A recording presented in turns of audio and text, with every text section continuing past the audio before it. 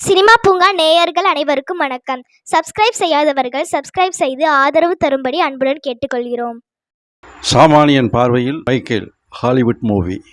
Michael ஜாக்சனின் வாழ்க்கை வரலாறை அற்புதமாக படம்பிடித்து காட்டியிருக்கிறார் இந்த படத்தின் இயக்குனர். இந்த மைக்கேல் ஜாக்சனுடைய கதை தான் மைக்கேல் அப்படிங்கிற டைட்டிலில் இந்த படமாக இப்போ வெளியே வந்திருக்கு. இந்த படத்துடைய கதை அப்படின்னு பார்த்தீங்கன்னா, சிறு வயசு முதல் கொண்டே தன் குழந்தைகளை பெரிய நடன கலைஞராக உருவாக்கணும் அப்படிங்கிறது அந்த தந்தையுடைய குறிக்கோள். அதற்காக அவர் நிறைய மெனக்கிடுறாரு, நிறைய பாடுபடுறாரு, நிறைய பயிற்சி கொடுக்குறாரு.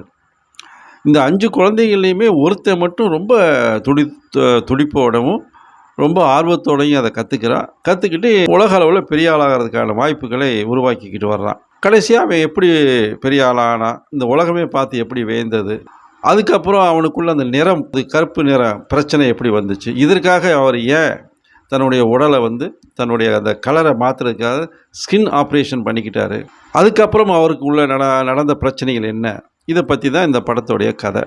மைக்கேல் ஜாக்சன் மாதிரியே ஒரு நடிகரை போட்டிருக்காங்க. அந்த நடிகர் யார் அப்படின்னு பார்த்தீங்கன்னா, மைக்கேல் ஜாக்சனுடைய அண்ணன் பையன்தான் அப்படின்னு சொல்கிறாங்க. $200 மில்லியன் பொருட்செலவில் இந்த படத்தை எடுத்திருக்காங்க. இந்த படத்துடைய இயக்குனரை பற்றி சொல்லணும்னா, அதில் உள்ள கேரக்டர்கள் எல்லாமே கரெக்டாக பொருந்தும்படியாக அழகாக செலக்ட் பண்ணி போட்டிருக்காரு. அதுக்கு அவர் நிச்சயமாக பாராட்டுக்குரியது. அதே மாதிரி இந்த படத்தில் வரக்கூடிய அனைத்து பாடல்களுமே மைக்கேல் ஜாக்சன் பாடி ஹிட்டான பாடல்களை கரெக்டாக அந்த இடத்துல கரெக்டாக பொருத்தி நல்லா பண்ணியிருக்காங்க. இதில் குறை அப்படின்னு பார்த்தா குறை சொல்கிறதுக்கு ஒன்றும் இல்லை. பொதுவாக வாழ்க்கை வரலாறு படங்கள் எடுக்கும் போது அசலுக்கும் நகலுக்கும் எப்போவுமே வித்தியாசம் இருக்கத்தான் செய்யும். அப்படி பார்த்தா அசலை நிச்சயமாக முழுமையாக நம்ம நகலில் காட்டிட முடியாது. மைக்கேல் ஜாக்சன் வளர்ந்து பெரியாளாகி உலக புகழ் பெற்றதுக்கு அப்புறம் அவருக்கு ஏற்பட்ட பிரச்சனைகள் என்ன, தோல்விகள் என்ன, உடல் உபாதைகள் என்ன, செக்ஸுவல் ஹராஸ்மெண்ட்டில் அவர் எப்படி எல்லாம் பாதிக்கப்பட்டார், இந்த உடலை அந்த தோலை கருப்பு தோலை சிவப்பாக்குறதுக்காக அவர் எடுத்துக்கொண்ட முயற்சிகள் என்ன, இதெல்லாம் ஒன்றும் பெருசாக இந்த படத்தில் காமிக்கலை.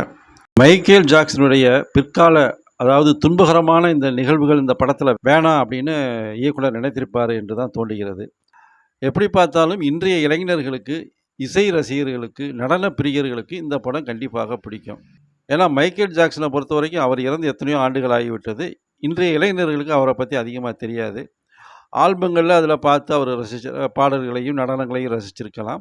அப்படிப்பட்ட இன்றைய இளைஞர்களுக்கு கண்முன்னே மைக்கேல் ஜாக்சன் எப்படி இருந்தார் அப்படிங்கிறத இந்த இயக்குனர் அழகாக காட்டியிருக்கிறார். பொழுதுபோக்கிற்கான இந்த படம் அனைவரும் ஒரு முறை சென்று பார்க்கக்கூடிய அளவிற்கு நன்றாகவே உள்ளது. சாமானியன் பார்வையில் இப்படத்திற்கு 100க்கு 50 மதிப்பெண்கள். நன்றி. சினிமா பூங்கா நேயர்கள் அனைவருக்கும் வணக்கம். சப்ஸ்கிரைப் செய்யாதவர்கள் சப்ஸ்கிரைப் செய்து ஆதரவு தரும்படி அன்புடன் கேட்டுக்கொள்கிறோம்.